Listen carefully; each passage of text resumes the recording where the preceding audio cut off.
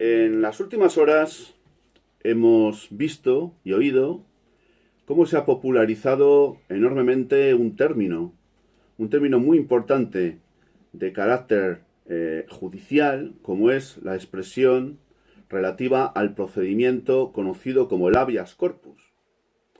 Sí, se ha popularizado de una manera, yo diría que masiva a través de los medios, porque han tenido lugar algunos incidentes entre algunas personas que, bueno, por el motivo que sea, decidieron no llevar la correspondiente, ¿cómo se dice? La correspondiente mascarilla y, bueno, pues tuvieron unos incidentes con ciertas autoridades policiales en algunas localidades del país. Estas personas, erróneamente, alegaron o invocaron la palabra, o mejor dicho, expresión jurídica habeas corpus. Creo que mal informados y desde luego desconocedores de lo que esto implica. E implica una institución jurídica de una importancia extraordinaria. Recuerdo en los tiempos cuando yo estudiaba Derecho que el habeas corpus era configurada como una de las instituciones básicas de un Estado de Derecho. Vamos a hablar de eso hoy. Voy a tratar de explicaros qué es exactamente el habeas corpus, qué implicaciones tiene y sobre todo y fundamentalmente en qué casos se puede aducir y cuáles son las implicaciones que ello conlleva. Bienvenidos a La Ventana Esmeralda. Soy, como sabéis, Antonio Muñoz. Lo primero que tengo que decir es que en un Estado de Derecho, uno de los soportes fundamentales de un sistema que se dice libre es obviamente el derecho y el reconocimiento del derecho a la libertad. No basta con que se reconozca la libertad como un derecho fundamental, sino que tiene que tener, asimismo, las debidas garantías de protección y de salvaguarda, sobre todo y fundamentalmente cuando sea objeto de una agresión.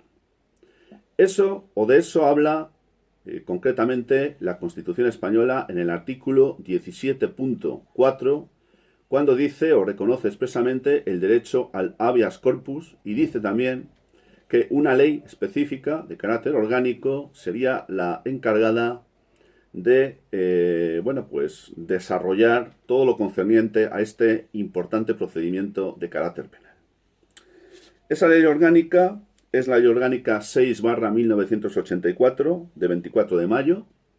Es una ley importante para todo aquel que quiera conocer más detenidamente todo lo que tiene que ver con el habeas corpus y,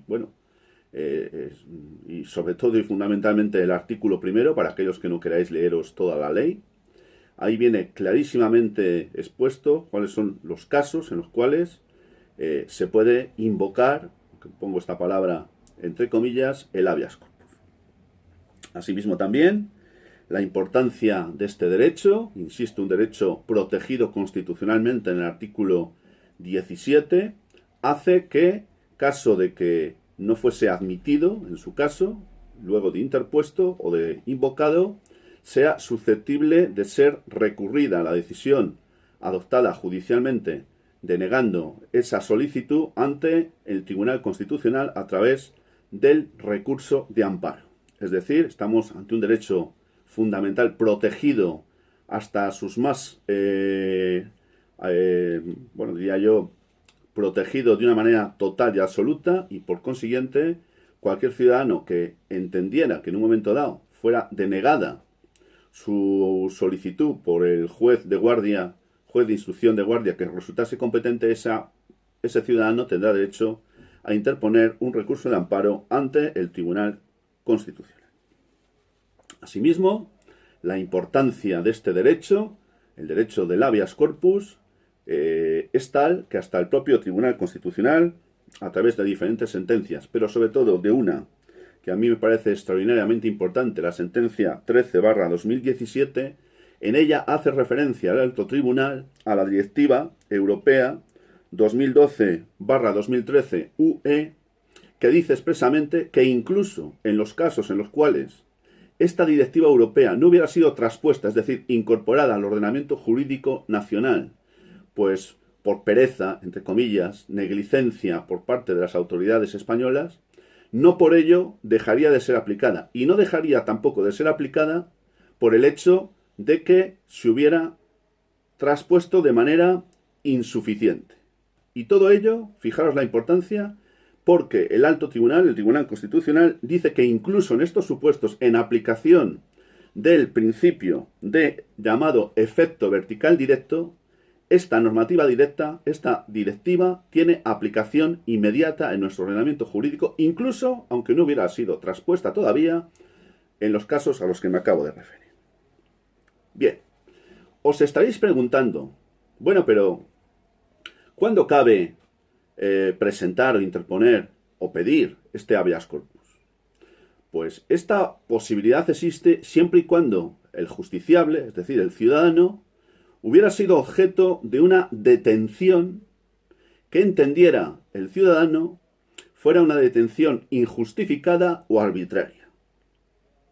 En estos casos, la legislación y la Constitución española le habilita para que pueda solicitar el habeas corpus. ¿Cómo se hace esto?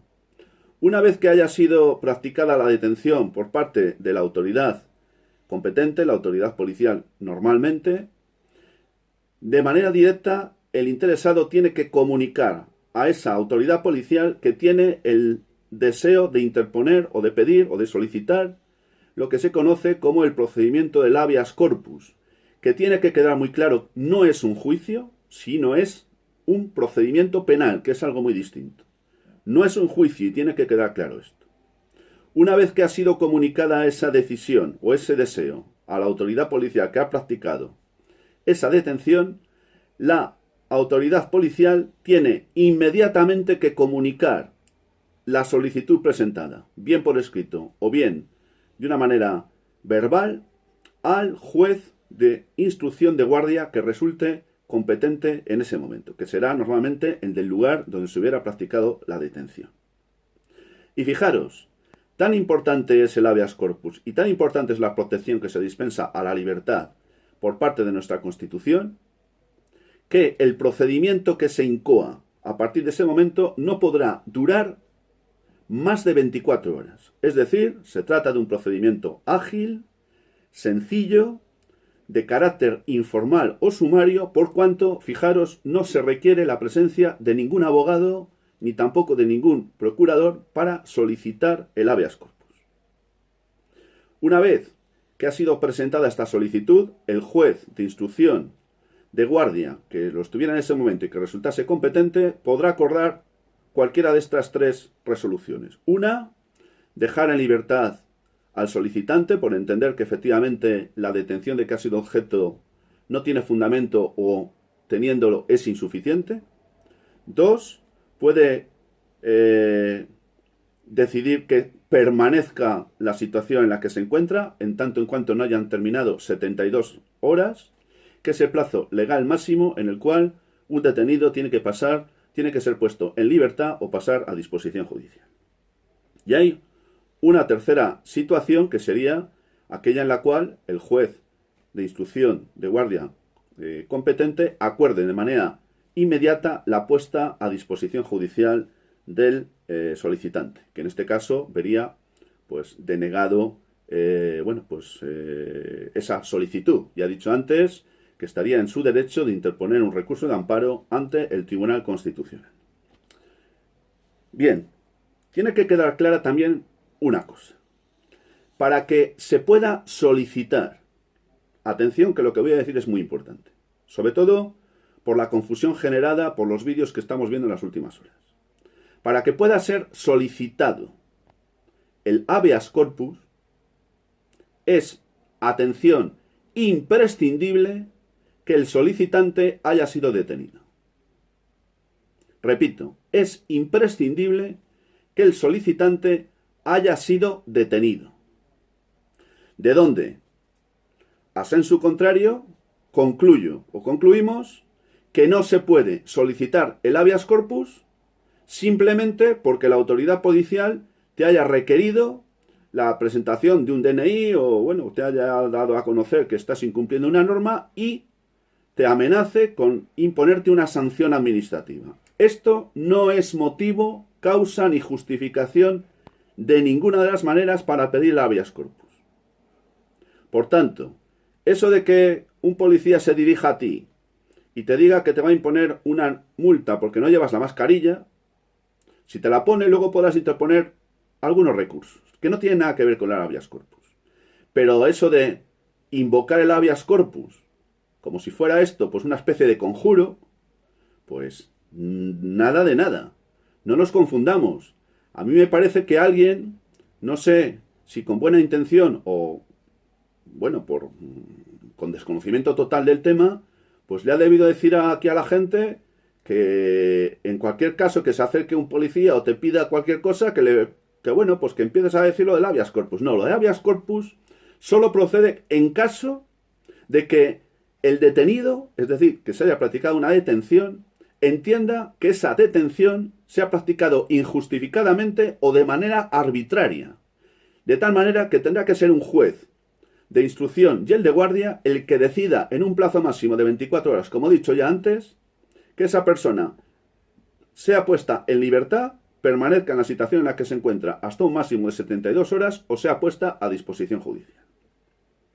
Claro, si un policía se acerca a ti y te dice que te va a poner una multa porque estás incumpliendo la normativa que, bueno, pues establece o regula o impone, porque no está nada clara la normativa al respecto, que tienes que llevar una mascarilla y no la llevas, bueno, pues, insisto, lo que te está amenazando es con imponerte una sanción administrativa. Otra cosa es que tú le empujes, otra cosa es que tú le faltes, otra cosa es que tú le digas que se vaya a paseo, porque en ese caso te podría imputar un delito por desobediencia, y no digamos ya si le empujas, que podría ser imputado un delito de atentado. En estos casos sí serías detenido y en estos casos podrías solicitar un habeas corpus. Otra cosa es que el habeas corpus, en casos como estos, tenga una justificación lo suficientemente sólida como para que el juez de instrucción de guardia estime procedente dar curso a esa solicitud, porque cuando los casos son muy claros no hay lugar a tal. Bien, voy a ir ya concluyendo. Mirad, alguno de vosotros se estará preguntando, bueno, ¿y esta historia del habeas corpus qué es lo que significa?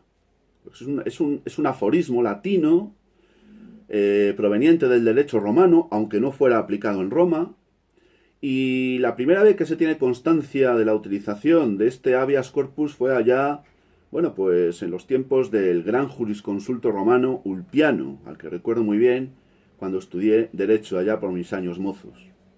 Ulpiano hablaba de que era un derecho que la persona natural y libre tenía, valga la redundancia, derecho a exigir cuando se hubiera puesto en tela de juicio esa situación. Es decir, cuando se hubiera intentado que esa persona natural y libre perdiera esa condición y pasara a formar parte del conjunto de los esclavos que había en aquella época. A través de un interdicto se podía poner fin a todo esto y lo que se hacía era simple y llanamente pues dejar en libertad por haber sido arbitrariamente decidida esa decisión de que una persona pasara de libre a esclava. Sin embargo, sería en el año 1215 cuando la historia recoge de una manera clara y concluyente la aparición del habeas corpus en Inglaterra. Siempre Inglaterra, casi siempre por delante en todas las cosas que tienen que ver con los derechos y libertades. Se trató de los tiempos del rey Juan I de Inglaterra, más conocido como Juan sin tierra, donde reconoció efectivamente este derecho de los ciudadanos frente al lo que por aquel entonces era prácticamente un absolutismo real.